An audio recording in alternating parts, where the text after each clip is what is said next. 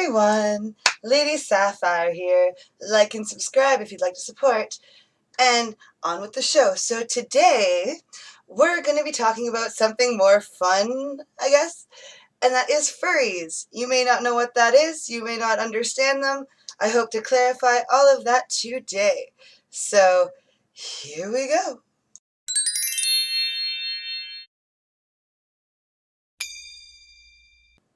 So, when one typically thinks of furries, they typically think of weirdos having sex with teddy bears. And that is not the case. That is not it at all.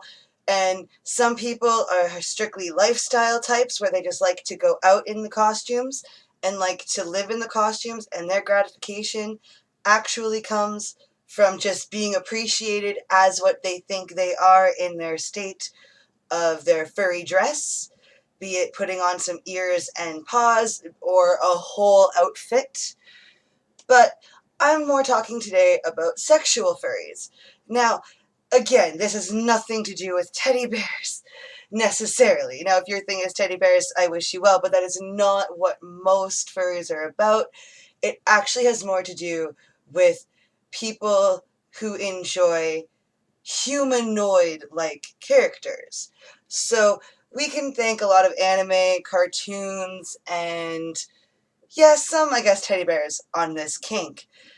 Because we've watched, like, if you know anything about anime, anything about cartoons, anything at all about that kind of stuff, you will know that there are lots of characters that are animals who talk or look kind of like people but are still animals, or are like in Digimon or Pokemon where you get some that are very pretty looking and very human looking, but they're still Pokemon or Digimon. Now, I'm not going to say that people don't know the difference. There is a clear distinction between reality and fantasy, but some people like to play with these boundaries. Some people like to play around the boundaries of reality and fantasy. And that, I think, is fine. I think that if you have to live a tight-laced work job, then why not have a good time behind closed doors? Why do you have to live within these boundaries of propriety when we're talking about sexuality and people having a good time? So when we're talking about these kind of people, typically they just enjoy that fantasy.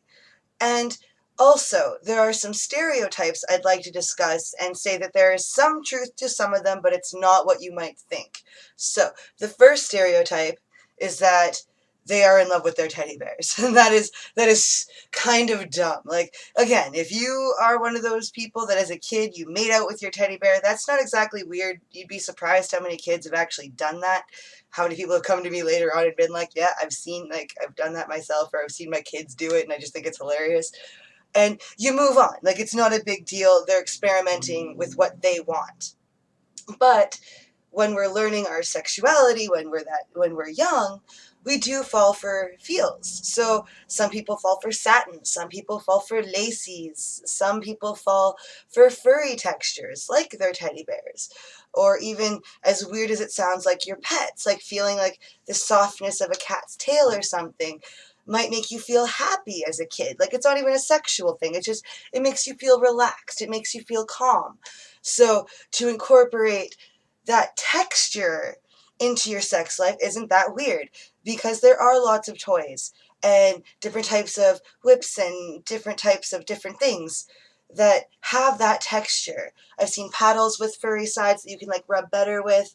I've seen certain types of just like feathery toys that are more soft and fuzzy. You can incorporate that into your sex life without it being weird, without it being anything abnormal. It's just something different. It's something to be enjoyed. And I don't see the harm in that. I don't think anyone should really find harm in that.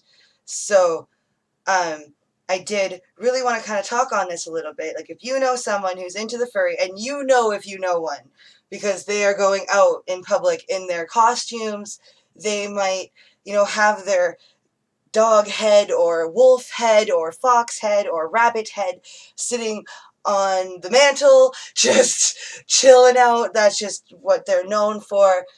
And there's nothing wrong with that. Don't judge them for it. Just embrace that they have found a joy in something different than you and that they've fallen for textures. The other stereotype I really want to kind of disband is that these are all people who are too ugly to be loved in the real world, so they hide behind the masks. That is not true. And I believe that everyone is beautiful in one way or another. We are all beautiful creatures. I do believe that.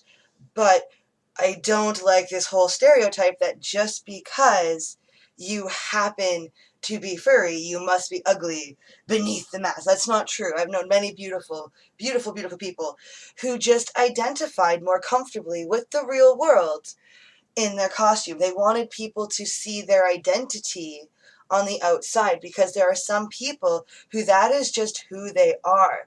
There's nothing that they can do about it. They just are that persona that they're exhibiting on the outside through their costume. And I don't like to really use the word costume. I do want to specify I'm using that for people who don't understand what it is, because for some people it's just that's them. That is just who they are. It's not their costume as we would think of it as a costume. Because this is something that I don't have as much personal experience with. I just know people in the lifestyle, just to clarify. But I do want to make sure that I talked about it a little bit, put it into my little kink thing, because it's not really something I need to make a long video about, but I did want to touch on these stereotypes are bogus. If you know someone who is into furries, don't judge them. Allow them to be who they are with you. Let's stop this whole because they like to wear this costume and you like to wear your regular everyday costume, that somehow they are lesser than you. That is just not true. That is just silly to think that we are better than someone else because we live life in a different way than they do. So let's just all love each other. If you see someone walking down the street in an awesome furry costume, you tell them they look gorgeous. You let them know that you support whatever they choose that they want to do. It's none of your business and it's not your life. So what does it matter to you? Just enjoy. Live and let live.